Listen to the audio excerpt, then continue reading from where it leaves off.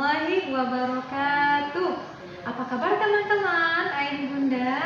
Semoga kita semua senantiasa dalam lindungan Allah Subhanahu wa Ta'ala. Amin amin ya rabbal alamin. Alhamdulillahirabbil alamin. Shallu ala Muhammad.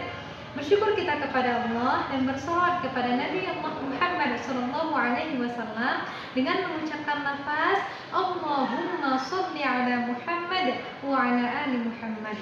Alhamdulillah teman-teman, berjumpa lagi dengan Ustazah Bina di kelas 3. Nah teman-teman, sekarang kita sudah masuk pada semester kedua teman-teman. Tidak terasa ya, sudah di semester 2 kita sekarang.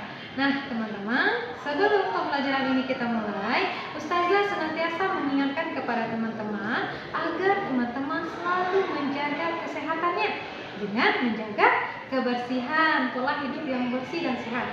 Baik itu kebersihan diri, kebersihan lingkungan, dan sebagainya.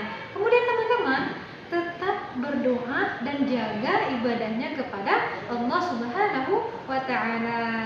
Nah teman-teman, pada video pembelajaran kali ini, pada video pembelajaran pertama ini, Ustazah akan menjelaskan tentang perilaku terpuji yang sebelumnya sudah pernah kita bahas di semester 1. Jadi, adapun tujuan pembelajaran yang harus teman-teman kuasai di sini adalah ada yang harus teman-teman kuasai. Teman-teman mampu memahami perilaku tawadhu, ikhlas, dan memohon pertolongan. Nah, sekarang sebelumnya tawadhu sudah kita pelajari di semester 1. Nah, sekarang kita masuk pada perilaku ikhlas dan memohon pertolongan. Ustazah mau bertanya terlebih dahulu, apa itu ikhlas? Ikhlas berarti secara bahasa artinya lurus, bersih. Nah, secara istilah dapat kita pahami, ikhlas berarti melakukan suatu pekerjaan dengan niat hanya karena Allah Subhanahu wa Ta'ala, tanpa mengharapkan pujian atau iming-iming dari orang lain. Jadi kita bekerja itu hanya karena Allah teman-teman. Bekerja itu tanpa ada beban. Ikhlas itu berarti antum bekerja tanpa beban, tanpa ada paksaan. Artinya antum bekerja dengan kemauan atas dasar kemauan diri sendiri. Nah, apa saja Zah? Contohnya, sebelum kita masuk contohnya, untuk dalil terkait perilaku ikhlas ini sangat banyak teman-teman. Salah satunya dapat teman-teman lihat pada modulnya, yaitu di dalam Quran surah Al-Bayyinah ayat 5. Nah, apa saja contohnya Zah? Contoh perilaku ikhlas ini. Contoh perilaku ikhlas dalam kehidupan, yang pertama, ikhlas dalam beribadah. Apa saja contohnya? Contoh dalam sholat. Nah, contoh sholat ini, kalau kita ikhlas dalam sholat itu, orang yang ikhlas itu di ciri-cirinya dia melaksanakan atas dasar kemauan, tanpa ada paksaan, dan sungguh-sungguh atau khusyuk. Artinya sholat dengan khusyuk, tanpa tidak asal sholat gitu. Nah, kemudian yang kedua, contoh dalam beribadah lainnya, contohnya bersedekah, ikhlas dalam bersedekah. Berarti di sini tidak ada riya ya teman-teman, tidak ada memamerkan, oh saya baru bersedekah loh dengan sekian jumlahnya, tidak seperti itu ya teman-teman. Ikhlas dalam bersedekah, memberikan pertolongan atau bantuan kepada orang lain dengan semata-mata hanya karena mengharapkan ridho dari Allah Subhanahu wa Ta'ala, tanpa mengharapkan pujian dari siapapun. Jadi ketika kita melakukan suatu pekerjaan teman-teman, kita nggak ada beban, oh apakah kita nanti akan diberi apresiasi, apakah kita nanti dipuji ataupun tidak masalah, karena kita sudah melakukan hanya karena mengharapkan ridho Allah Subhanahu wa Ta'ala. Itu contoh perilaku ikhlas dalam beribadah. Contoh lainnya, contohnya dalam belajar. Apa contohnya? Berarti kalau antum ikhlas dalam belajar, berarti antum belajar dengan sungguh-sungguh, dengan serius. Nah, tanpa ada beban, tanpa paksaan, tanpa mengeluh. Nah, kemudian contohnya lagi di rumah, ikhlas membantu orang tua. Jadi membantu orang tua itu tidak hanya karena mengharapkan imbalan dari orang tua, atau seperti nak tolong bantu mama misalnya ya, atau tolong bantu umi ambilkan sesuatu atau belikan sesuatu, nanti umi kasih hadiahnya. Enggak ya teman-teman, kita tidak mengharapkan sesuatu. Jadi kita melakukan suatu pekerjaan itu hanya mengharapkan ridho Allah, murni hanya karena Allah. Nah itu teman-teman tentang perilaku ikhlas. Kemudian manfaatnya apa? Kira-kira dengan kita bekerja ikhlas, tanpa beban, tanpa mengharapkan sesuatu dari orang lain, pujiankah itu, iming-iming apakah itu, kita tidak mengharapkan itu, kira-kira bagaimana hati kita? Pasti akan merasa tenang, tentram. Karena kita tidak peduli apakah nanti kita akan dipuji, apakah nanti kita akan diberikan sesuatu atas pertolongan atau perbuatan yang telah kita lakukan. Karena kita hanya mengharapkan ridha Allah Subhanahu wa taala. Jadi manfaat dari perilaku ikhlas itu salah satunya adalah dapat menenteramkan hati kita.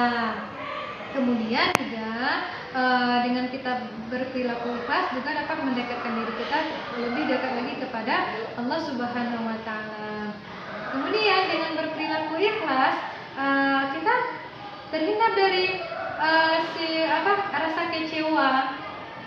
Karena kita melakukan hanya karena Allah, jadi tidak ada alasan kita untuk kecewa. Dan banyak lagi contoh lainnya teman-teman. Dapat teman-teman lihat nanti di modulnya. Itu tentang perilaku ikhlas. Kemudian yang kedua, perilaku memohon pertolongan. Nah teman-teman, kita ini manusia, makhluk Allah Subhanahu wa taala, tidak pernah lepas dari pertolongan Allah Subhanahu wa taala. Jadi sebagai hamba Allah, kita selalu memohon pertolongan kepada Allah, hanya kepada Allah teman-teman. Nah sebagaimana yang terdapat di dalam Quran surah Al-Fatihah ayat 5, Bismillahirrahmanirrahim, Iyyaka na'budu wa iyyaka nasta'in. Hanya kepada Engkau lah tempat kami menyembah, dan hanya kepada Engkau lah tempat kami memohon pertolongan. Jadi hanya kepada Allah teman-teman kita memohon pertolongan. Apakah itu pertolongan dalam menghadapi setiap kesulitan, musibah, kebimbangan, atau keraguan, kita minta petunjuk atau pertolongan kepada Allah Subhanahu wa taala. Bagaimana caranya? Yaitu dengan berdoa. Nah, itu ya teman-teman contoh perilaku memohon pertolongan. Kita memohon pertolongan kepada Allah dengan selalu berdoa dan berlindung kepada Allah Subhanahu wa taala. Adapun manusia yang membantu kita atau orang-orang di sekeliling kita, memang kita memang tidak lepas dari pertolongan orang lain, tapi pada hakikatnya pertolongan itu dari Allah Subhanahu wa taala. Kalau seandainya Allah tidak menggerakkan hati seseorang untuk menolong kita, bagaimana? Jadi Ustazah luruskan di sini, semua pertolongan itu datangnya dari Allah, hakikatnya itu dari Allah. Memang pertolongan itu bisa dari manusia, atau teman, maksudnya datangnya dari teman sejawat, teman-teman satu kelas, orang tua, atau ustaz-ustazah. Misalnya antum tidak paham tentang suatu materi, kemudian antum bertanya kepada ustazah. Nah, jadi teman-teman, kira-kira itu materi kita hari ini tentang perilaku ikhlas dan memohon pertolongan. Harapannya semoga dengan antum memahami perilaku ikhlas dan memohon pertolongan ini bisa mendekatkan diri kita kepada Allah, dan teman-teman mampu menerapkan dalam kehidupan sehari-hari. Baiklah teman-teman, Ustazah rasa kita cukupkan pembelajaran singkat kita pada kali ini. Banyak maaf jika ada salah, Ustazah mohon maaf. Kepada Allah mohon ampun. Astagfirullahaladzim, astagfirullahaladzim, astagfirullahaladzim. Kita tutup pembelajaran kita kali ini dengan mengucapkan lafaz hamdalah, alhamdulillahirabbil alamin, dan disempurnakan dengan doa kafaratul majlis, subhanakallahumma wa bihamdika asyhadu an la ilaha illa anta astaghfiruka wa atubu ilaik. Assalamualaikum warahmatullahi wabarakatuh. Sampai jumpa teman-teman.